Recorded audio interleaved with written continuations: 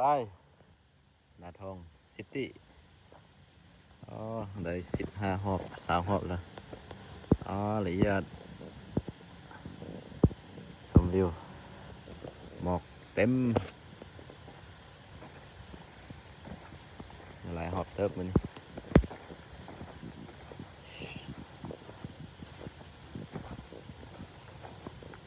ละเอียดมาซ้อมงานยังกันเอ็นโดโรสปริงแต่ว่าอีกทางบูเลยมีมากมายประมาณ40 วินาทีที่ทำได้ละเอียดเลยครับการอ้อมสุดยอดตัวนี้นี่ก็จะเป็นบนเนินสามารถกระโดดได้ประมาณแมตช์30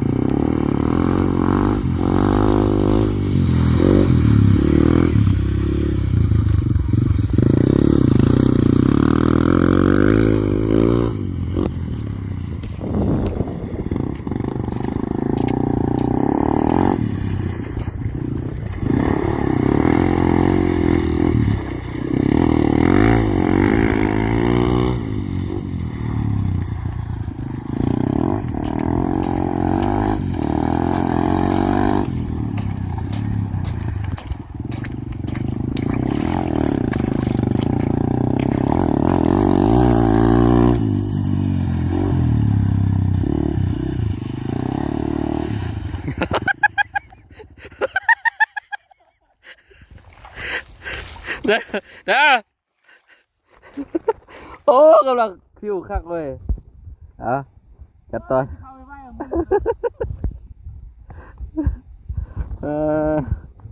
เอียดเฮ็ดปุ๊บเฮ็ดไปต่อของเธอไป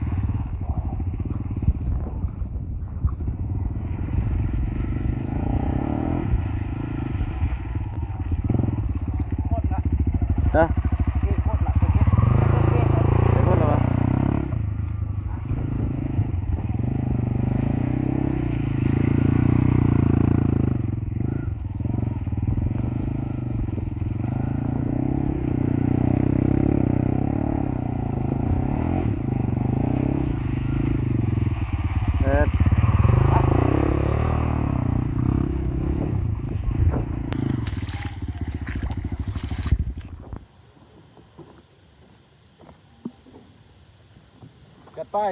Enduro Spring เวียงจันทน์ Enduro Spring ปี 2026 เดือน 7มาฝึกซ้อมน้อยนึงมื้อนี้เพื่อได้กล้ามแขน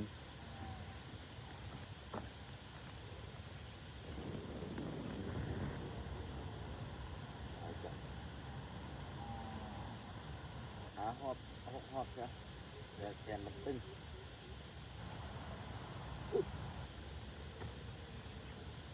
มากับแจ้งลูกพ่อฝากติดตามชมนำกันเลยกับ Ghost Rider Semada Umat Rahan Ghost Bang je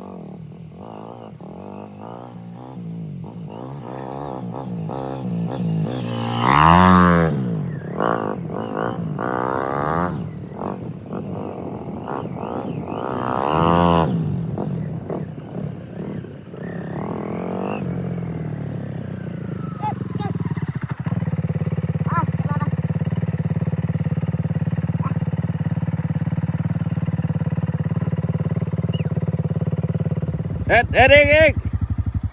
เลย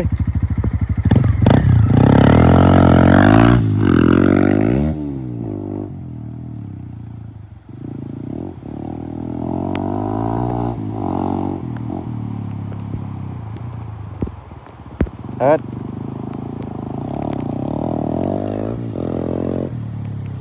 สั้นหรอวะอย่าไกลได้ในมึกจับเอ็ดสั้นหรอวะของเธอนะไป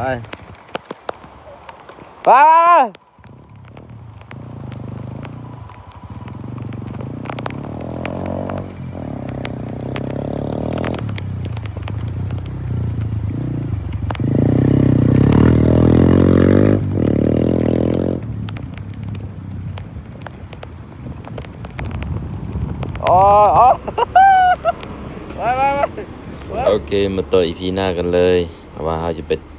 เจอกันอยู่ไสตืมเนาะอันนี้ก็เป็นภาพบรรยากาศสคริปต์ EP หน้าเนาะเราจะไปเทรนนิ่งอยู่ไสต่อไปท่องเที่ยวอยู่บันไดตืมกับเซียวคริสปี้เฮาเนาะคนแคมเบรูนsay bye bye thank you